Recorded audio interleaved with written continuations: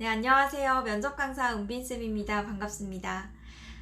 이제 지역인재 공무원 면접이 얼마 안 남아서 제가 이 영상을 찍게 됐고요. 면접장에 가기 전에 이런 부분들은 조금 알고 가면 괜찮을 것 같습니다 하는 주제들로 선정을 해봤습니다. 오늘은 조금 가벼운 주제들로 제가 추려봤고요. 이 다음 영상은 제가 아마 이번 주 이내로 촬영을 해서 올리지 싶은데, 여러분 가장 지역인재 공무원 면접에서 중요한 거는 개별 과제문 있죠? 자기기술서.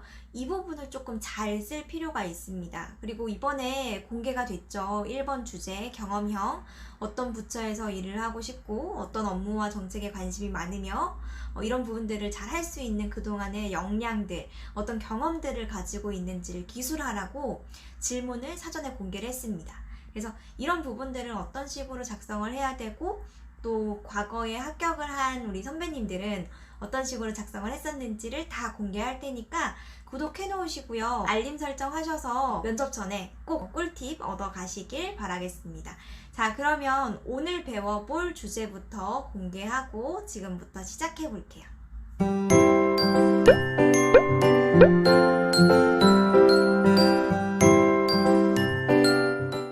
여러분, 면접장이 어떻게 생겼는지를 미리 알고 가는 것은 굉장히 중요한 문제입니다.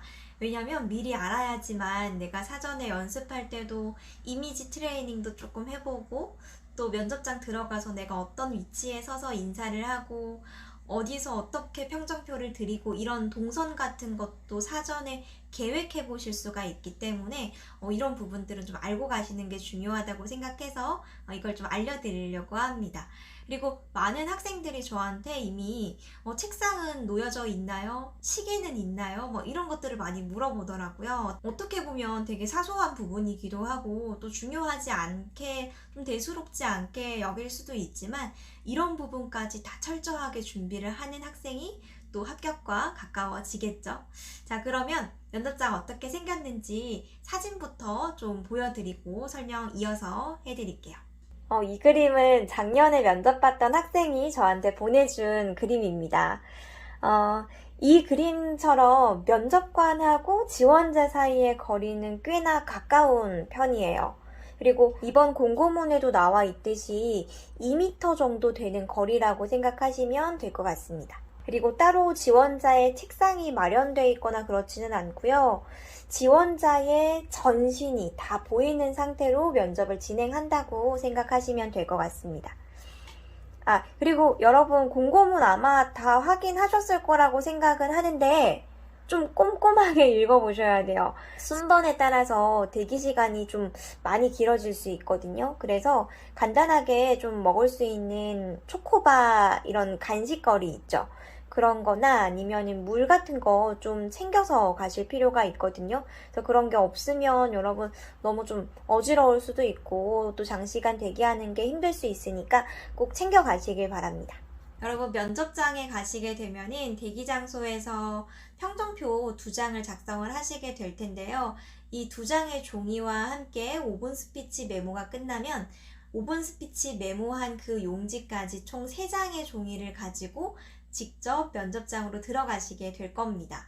자, 그래서 5분 스피치 종이는 면접관한테 드리면 절대 안 되고요. 평정표 2장만 면접관에게 직접 드려야 되는데, 선생님, 인사를 하고 평정표를 드려야 될지 아니면 평정표부터 드려야 될지 이 부분이 조금 헷갈립니다 하는 친구들이 있을 거예요. 자, 그러면 여러분, 사실 정해진 건 없거든요.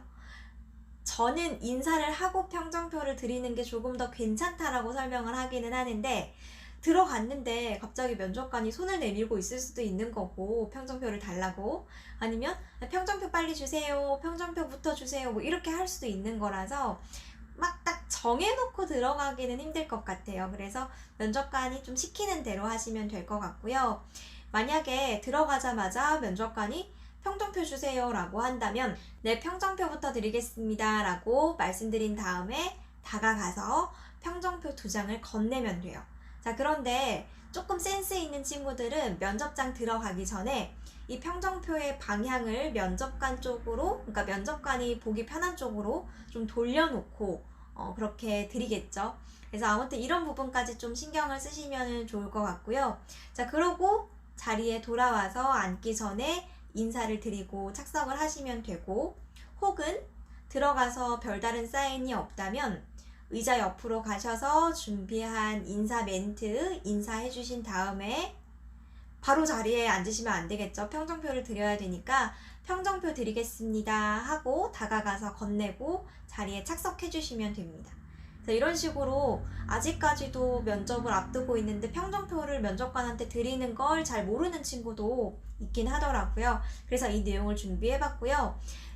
이걸 말로 들었을 때도 어렵지만은 해보면은 더 어려울 수 있어요. 그리고 스텝도 꼬이고 어떻게 해야 될지 막 우왕좌왕 하시는 분들이 있을 수 있으니까 친구들끼리 모의 면접 해보셔도 괜찮고요. 아니면 학원에서 모의 면접할 때 종이 3장 가지고 들어와서 드리고 또 5분 스피치 하고 난 다음에 5분 스피치 종이를 그 바닥에 두고 그냥 가버리는 친구가 있는데 절대 바닥에 두지 마시고 끝까지 챙겨서 나오셔야 돼요.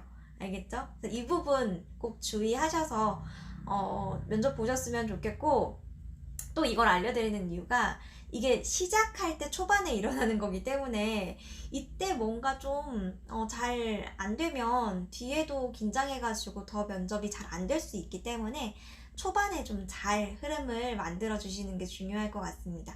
꼭 한 번쯤은 평정표 드리는 연습하고 가세요. 아셨죠? 여러분 100% 그렇다라고 얘기하긴 힘들지만 제가 가르친 학생들 중에서는 지역인재 공무원 면접에 가서 자기소개를 해봐라 라는 질문을 들은 친구는 없었던 것 같습니다.